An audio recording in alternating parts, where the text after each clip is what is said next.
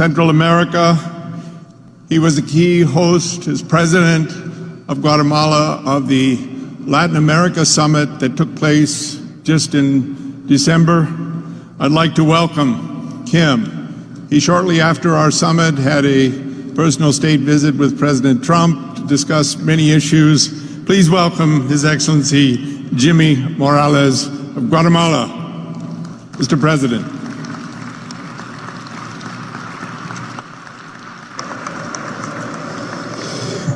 Buenos días en español. Good morning en inglés. Annyeong hasimnika en coreano. In Korean. La esperanza es desear que algo suceda. Hope is wishing something to happen. Faith is believing that it will happen. And courage is making it happen. But peace, what is the peace? Before speaking of that, 2020 de la UPF, para hablar de la it is an honor to be at this UPF 2020 World Summit to talk about building peace with interdependence, mutual prosperity, and universal values.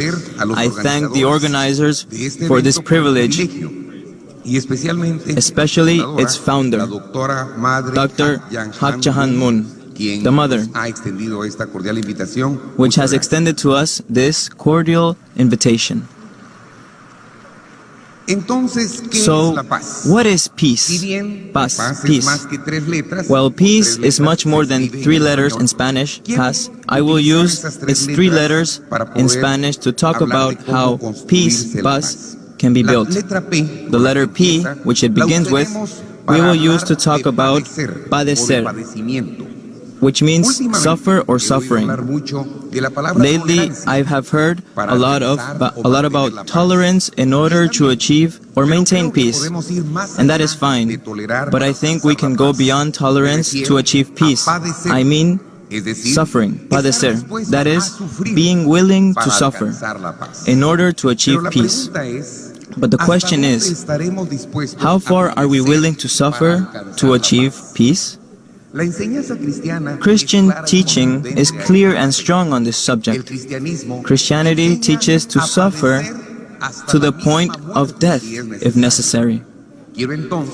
I would then like to turn to the second letter of the word paz, peace, which is A, and I will use it to speak of amor, which means love.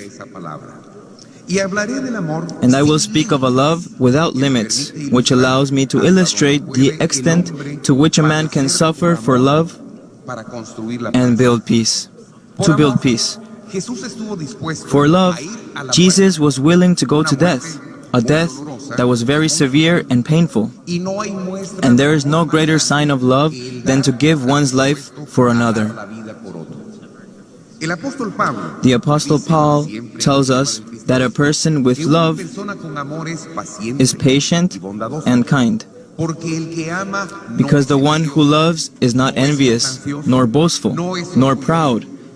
He is not selfish, does not easily get angry, and does not hold grudge.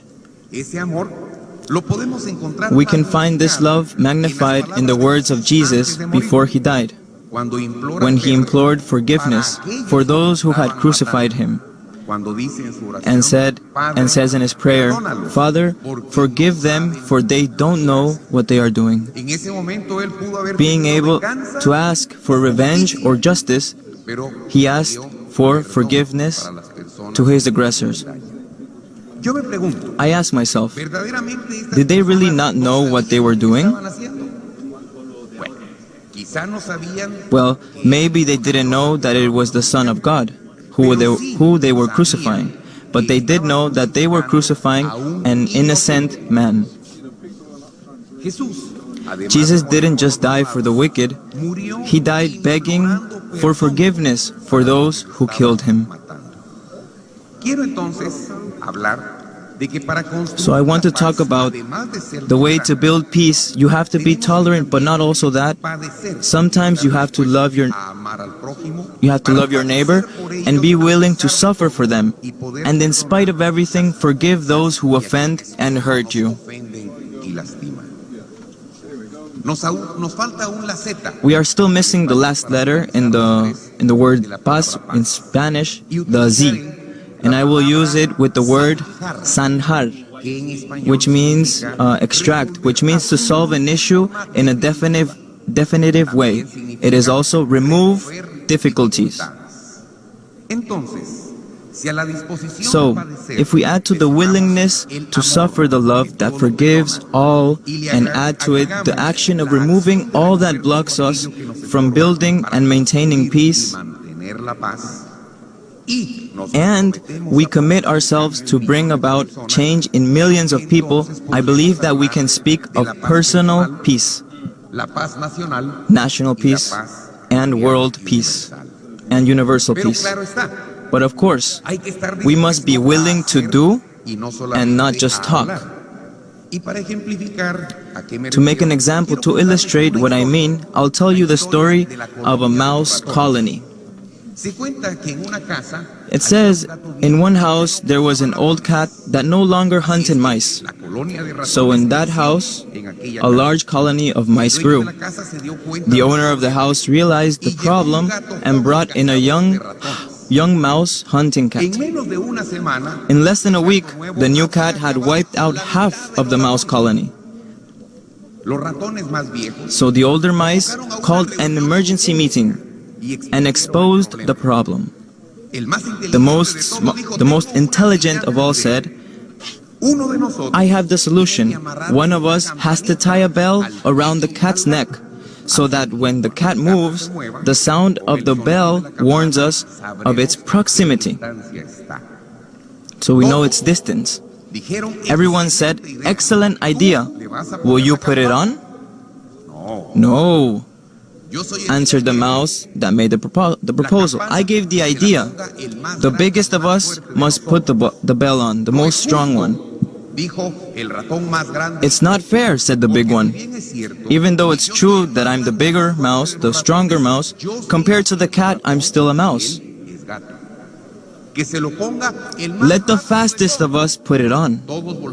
Everyone turned to the fastest one, to the fastest mouse. But the fastest one said immediately, it's not fair, because compared to the speed of the cat, I am slow. I wouldn't dare. Let's leave it in the hands of the bravest one of us. They all turned to see the bravest mouse. But this one said to them, one moment, I am brave, but not stupid. So I won't put it on. I won't put that bell on him. So one by one, they took a step back, and nobody dared to put the bell on the cat. The end of the story, you already know. The cat killed all the mice. The moral or teaching of this story is that no matter how good the ideas are, if there is no bravery and courage, and no matter how many times we talk about these ideas,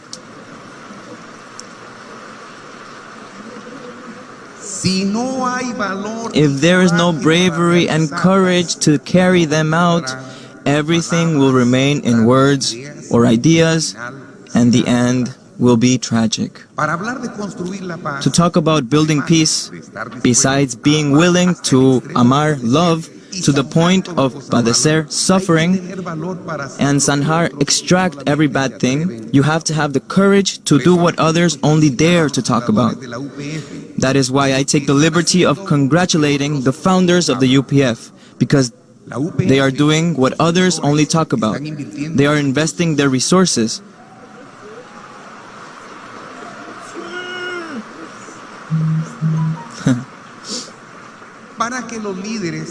They are investing their resources so that world leaders can talk, but also do our part in every part of our responsibility.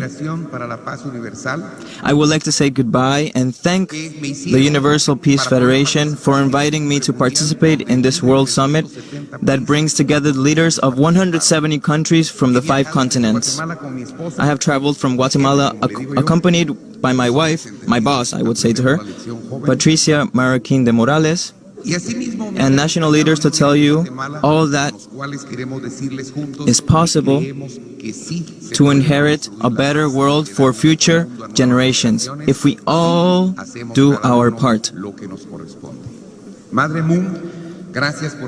Moon, thank you for your example and your courage. And to all her family, to always be in front of this noble cause.